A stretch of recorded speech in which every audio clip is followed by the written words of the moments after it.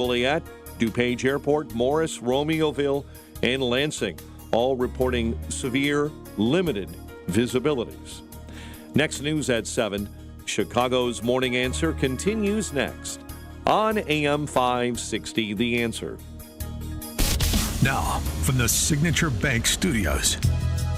Only the biggest stories, only the biggest guests, and only the biggest opinions. This is AM 560, The Answer. Top of the morning, Dan and Amy. Chop chop, House Oversight Committee, House Republicans, RNC, Trump campaign, chop chop, in terms of finding out what exactly the Biden administration is doing with federal agencies to register, to turn out voters that they would like to see registered and turned out come November. Ben Weingarten over at Real Clear Investigations has been attempting to aid the effort by getting details from what the administration is doing with agencies, including but not limited to Labor, HUD, DHS, Homeland Security, Education. Sounds like they're using our tax dollars to do it. Right. And we also know from the Cleta Mitchell memo, the great election attorney inside the Beltway there, from a couple of months ago that we discussed in detail, that we have statutory gaps, National Voter Registration Act, as well as the statutes governing people voting overseas, that are of concern as well.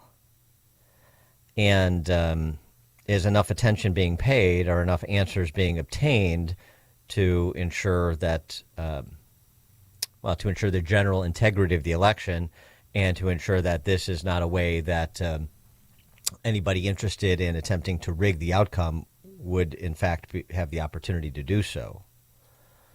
Well, let's explore this in a little bit more detail with Ben Weingarten. He's editor-at-large for RealClearInvestigation's.com. He's also a senior contributor to The Federalist, and you can get his reporting and musings at Weingarten, at his Substack, weingarten.substack.com. Ben, thanks for joining us. Appreciate it. Thanks so much for having me. So, this is a recent development that Jim Comer and the House Oversight Committee has now engaged on this. But what is sort of our understanding of what we know the federal government is doing, how that does or does not comport with statutory law, and the questions that we really need answers to in terms of the actual day-to-day implementation of whatever is afoot? Well, the first thing that I think is really notable is that this executive order on, quote unquote, promoting access to voting, which aims to target constituencies, particularly that the Biden administration is deemed underrepresented, so minority constituencies explicitly in the order, was put forth in March 2021. It's amazing that we heard almost nothing about it at that time. Mm-hmm. The House, then controlled by Democrats, was pushing essentially for a federal election takeover via legislation. But what the Biden administration did is they hedged, in my view, by putting forth this order.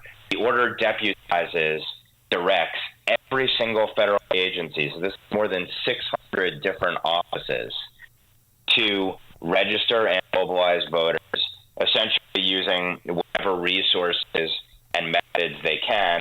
And it also directs them to look to work with, quote-unquote, third-party, nonpartisan groups in furtherance of those efforts, including specifically in voter registration efforts. And this immediately calls to mind, it's worth noting, the Zuck Bucks campaign in 2020, where you had privately funded election administration in which those dollars were granted out to, guess who, third-party, quote-unquote, nonpartisan nonprofits to aid the election offices. And when you look at who the groups are that have been publicly supportive of the order, that participated in one of the few sort of meetings that we know about this, a listening session with the DOJ back in 2021, as it and other agencies were devising their strategic plans in connection with the order to carry it out.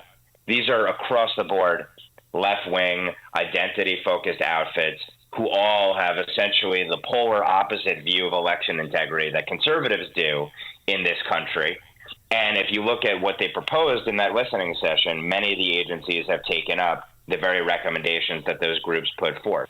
So you noted, for example, we have HUD potentially using public housing offices as voter registration centers. You have naturalization ceremonies. The U.S. government is trying to register people when they become U.S. citizens.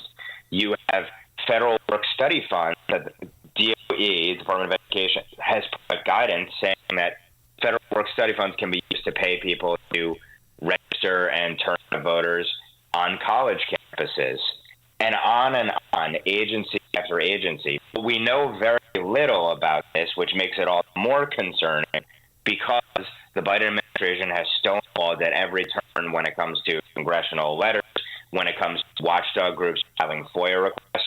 What has been unearthed has largely been through litigation against the Biden administration. The Heritage Foundation's Oversight Project, which helps contribute to some of my reporting on what happened in that listening session, has actually put out a massive dump of documents yesterday showing the documents they've obtained from a whole slew of agencies about what they're planning on doing or what they have done to implement the order. The fact of the matter is, it is proceeding through Election Day, and we still know very little about it. And that's why congressional engagement is so vital here. There were attempts to actually defund or abolish the implementation of the order through legislation under the Republican-controlled House, but it did not move ultimately. And so now we're at the point where pretty much the only way this will be stopped, and of course it's been implemented all this time, so we're almost at Election Day and we're almost at elections starting in any number of states, is litigation. There's a federal case out of Pennsylvania in which 24+ state legislators went forward and challenged it on a slew of grounds. You asked about the statutory and constitutional implications. The obvious constitutional one, of course, is elections are the purview of the states. The states largely control election administration and processes. And what the Pennsylvania state legislators argue, among other things, is that federal involvement in registering voters, mobilizing voters, including with third-party groups, directly conflicts with its own state law. So there's a massive federalist issue here that has to be determined by the courts. You've had federal legislators who have said this could potentially violate the Hatch Act. They can't have federal employees engaging in what are almost definitionally going to be partisan electioneering activities, even if the government would like to tell us that they're independent and non-political, in part because you're talking about turning out disproportionately those Americans who engage with government agencies who are disproportionately going to tend left. And, of course, you're talking about a Democrat administration in charge of programs benefiting those with whom they're interacting. So it's almost, again, inherently a massive conflict of interest. There's also claims that there may be Anti-Deficiency Act violations where money has not been appropriated by these agencies specifically to carry out what this order is calling for. So I mentioned a case in Pennsylvania was dismissed for lack of standing in a federal court there, in a district court there. However, the plaintiffs have appealed that to the Supreme Court. They filed a petition for writ of cert. They also filed a motion to expedite the case. This was in late April.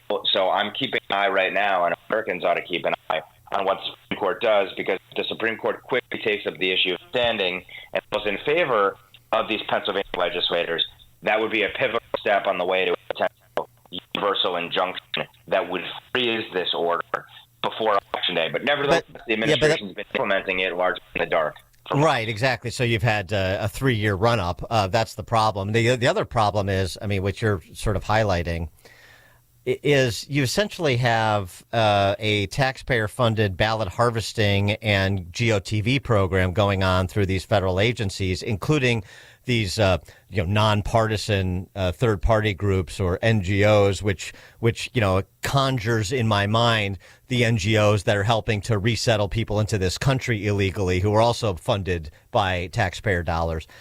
It seems like it's the same program that they're using for the importation of people who've entered this country illegally, and also with respect to, as you said, not just registration, but the key word mobilization. So get them on the rolls and either ballot harvest or turn them out.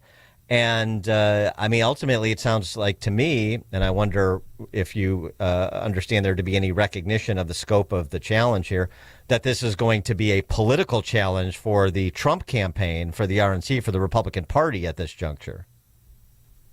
I think you can describe the political challenge in one number. Demos, the progressive think tank that created the blueprint for this plan that the Biden administration took up in this executive order, they said that if fully implemented, this plan could turn out, by one estimate, 3 to 3.5 million new or updated voter registrations annually. If we look at the 2020 race or the 2016 race, we're talking about tens of thousands of votes in a handful of states swinging the presidential election. So that is the scope and the potentially decisive nature of the play at hand. To your point, I think it's very apt to talk about kind of the NGO industrial complex and working hand in hand with federal authorities to achieve progressive goals. I think that is the orientation of the order from everything that we've seen about it. So the challenge is massive. And let's just also note, as I wrote about in a recent reported piece of Real Clear Investigations, Democrat super PACs, for example, have made it known that they believe the key highest return on investment tactic when it comes to winning elections is using 501c3s to target, quote unquote, underrepresented voter groups, particularly in pivotal swing states, to turn out those voters, register them, and mobilize them. So this is precisely in keeping with what the Democrats believe they need to do to win elections. And now you have the federal government working hand in glove to do it. And what's your assessment of the Republican Party's acknowledgement, understanding, responsiveness to this? It doesn't seem to me that the Republican Party quite understands just how powerful this particular executive order is, because they did not make, I think, a big enough argument about defunding it, didn't elevate it enough publicly, in my opinion. However, that said, I think they do understand that Democrats are going to use every possible tactic to maximally turn out Democrat voters within the law, and then using lawfare to try to change the law. You have seen a more aggressive counter lawfare push when it comes to the RNC and other conservative lawyers on this, but it is still more of a defensive action and an attempt to play catch up than it is an offensive action, because Democrats have really pioneered these methods of registering and ballot harvesting voters. They have the advantage that Democrat voters typically tend to be clustered in higher population density areas.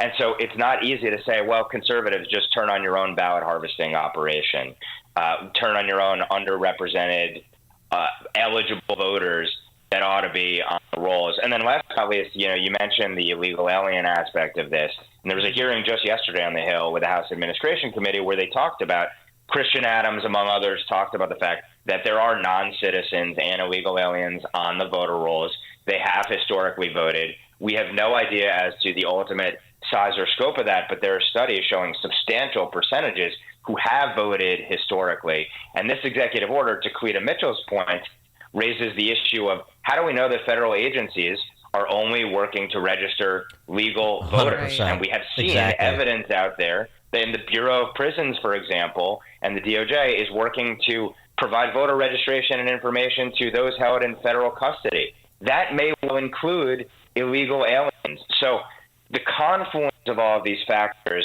raise real questions already about the integrity of the 2024 election. And of course, we know the chill that the entire Democrat and uniparty establishment has cast over asking those questions. You can see chaos coming down the pike. So do you think we're going to have a fair, safe, and secure election in 2024? I mean, you almost have to put those words in scare quotes every time you see them, just because I don't view this as an issue of, well, there's going to be nefarious electronic changing of the votes. But Is an election fair the further and sort of just, and is there integrity to it, the further you become unmoored from a single election day with identification in person? We've so whittled away these guardrails that ensure confidence in it that it's very hard to say that Americans are going to be able to have integrity. When you get further and further away, you go more to remote voting over weeks or months where you don't know who is in the room while a person is filling out and casting their ballot, and you don't have voter identification stipulations in place. Now, is it going to be better than it was in 2020?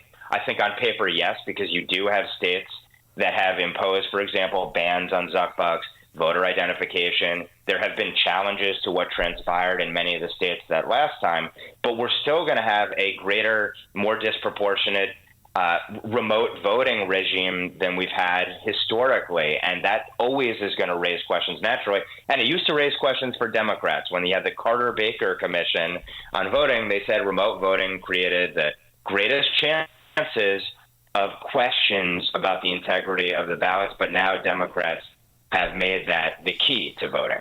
Well, this conversation has been so sobering, I think I need a drink. Ben Weingarten, editor-at-large for RealClearInvestigation's.com, senior contributor to TheFederalist.com, and you can get his reporting and writings at Weingarten.substack.com.